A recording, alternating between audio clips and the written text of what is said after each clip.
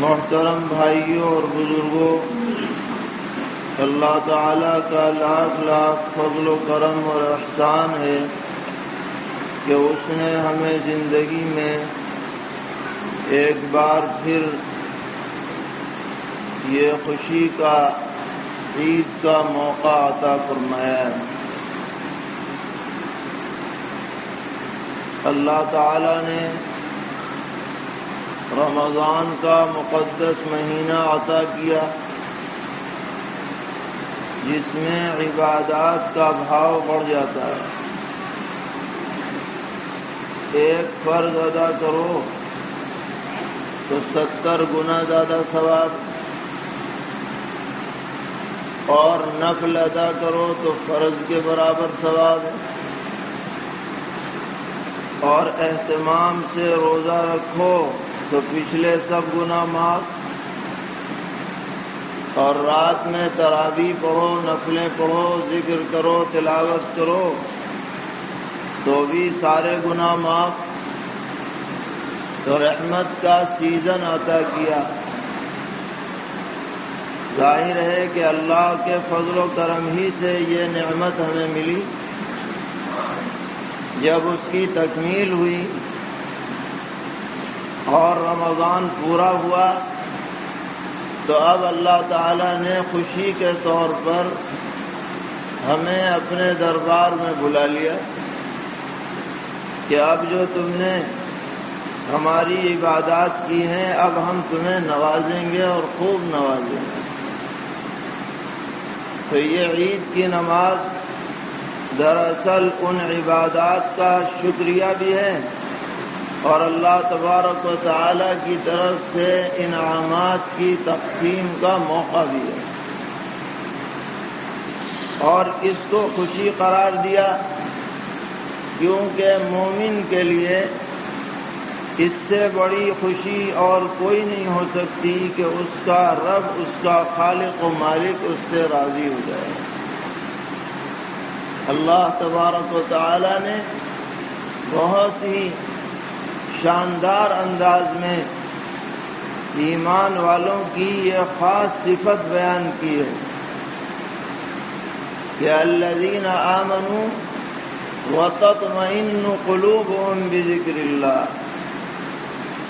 جو لوگ ایمان لائے اور ان کے دل میں اطمینان کی کیفیت پیدا ہو جاتی ہے اللہ کا ذکر کرتے ہی۔ اور پھر فرمایا الا، کان کھول کے سن لو، اچھی طرح سمجھ لو، اس میں کوئی شک نہیں ہونا چاہیے کہ بذکر اللہ تطمئن القلوب، کائنات میں اگر اطمینان دل میں کسی کو حاصل ہو سکتا ہے تو وہ صرف اللہ کی یاد ہی سے حاصل ہو سکتا ہے، اس کے بغیر حاصل نہیں ہو سکتا۔ بعض بزرگوں کا مقولہ ہے، فرماتے تھے کہ جب اللہ کا نام ہم لیتے ہیں تو ایسا لگتا ہے جیسے کسی نے منہ میں مٹھائی کا رس گھول دیا، ایسی مٹھاس اس نام کے اندر ہے۔ الحمدللہ کہتے ہیں تو جی خوش ہو جاتا ہے، اللہ کی نعمت حاصل کر کے جب زبان سے الحمدللہ نکلتا ہے تو بدن کا رواں رواں اللہ کے شکر سے سرشار ہو جاتا ہے۔ تو الا بذکر اللہ تطمئن القلوب، کان کھول کر سن لو، اللہ کے ذکر ہی سے اطمینان قلبی حاصل ہو سکتا ہے۔ اللہ نے یہ خوشی کا موقع عطا فرمایا تو اس میں ذکر کا حکم دیا ہے۔ ایک ضعیف روایت میں ہے پیغمبر علیہ السلام نے فرمایا زینوا اعیادکم بالتکبیر، اپنی عیدوں کو مزین کرو، سجاؤ سنوارو، تکبیر زیادہ سے زیادہ پڑھ کر۔ اللہ اکبر اللہ اکبر، لا الہ الا اللہ واللہ اکبر، اللہ اکبر وللہ الحمد، یہ کثرت سے پڑھو، جتنا ہو سکے اتنا پڑھو، اس سے تمہاری عید مزین ہو جائے گی۔ اللہ کی یاد دل میں ہوگی تو اتنی زیادہ خوشی بڑھے گی۔ ایک صحابی ہیں اور پیغمبر علیہ السلام کے بڑے ہی چہیتے صحابہ میں سیدنا حضرت معاذ بن جبل رضی اللہ تعالی، نوجوان صحابہ میں ہیں، لیکن مقام یہ ہے کہ پیغمبر علیہ السلام نے فرمایا میرے صحابہ میں جن لوگوں کو سب سے زیادہ حلال حرام کا علم ہے ان میں معاذ ابن جبل بھی شامل ہیں۔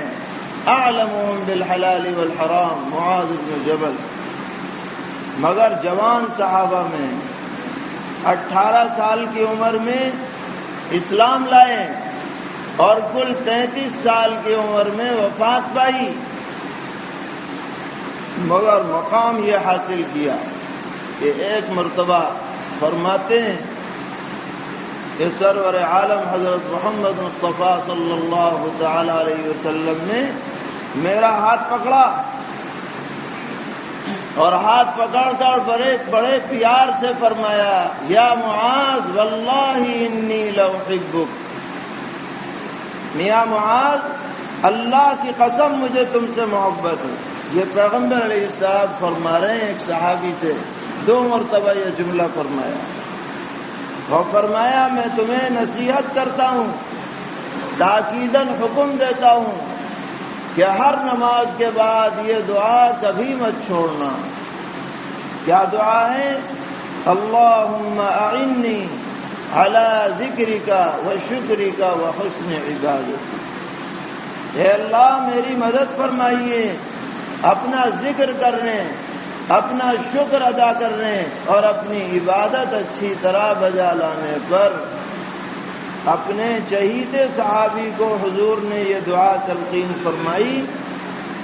تینوں باتیں اہم ہیں، زبان سے ذکر ہو، دل سے شکر ہو، عبادت اچھی طرح ادا کی جائے، نماز بھی شاندار ہو، تلاوت بھی شاندار ہو، دیگر عبادتیں بھی بہترین ہوں، بغیر اللہ کی مدد کے ممکن نہیں۔ اس لیے ہمیں یہ دعا یاد کرنی ہے، یہ حضور کا تحفہ ہے جو آپ نے اپنے محبوب صحابی کو دیا۔ ہم میں سے ہر آدمی خود یاد کرے، بچوں کو یاد کرائیں، عورتوں کو یاد کرائیں، دوست احباب کو یاد کرائیں، گھر گھر میں اس دعا کا تذکرہ ہو، چلن ہو، اہتمام ہو۔ انشاءاللہ جس کے لیے بھی یہ دعا قبول ہو جائے گی اس کی زندگی منور ہو جائے گی۔ جس زندگی میں ذکر آ جائے، شکر آ جائے، حسن عبادت آ جائے، اس کا تو کہنا ہی کیا۔ اللہ تعالی ہم سب کے حق میں، پوری امت کے حق میں اسے قبول فرمائے۔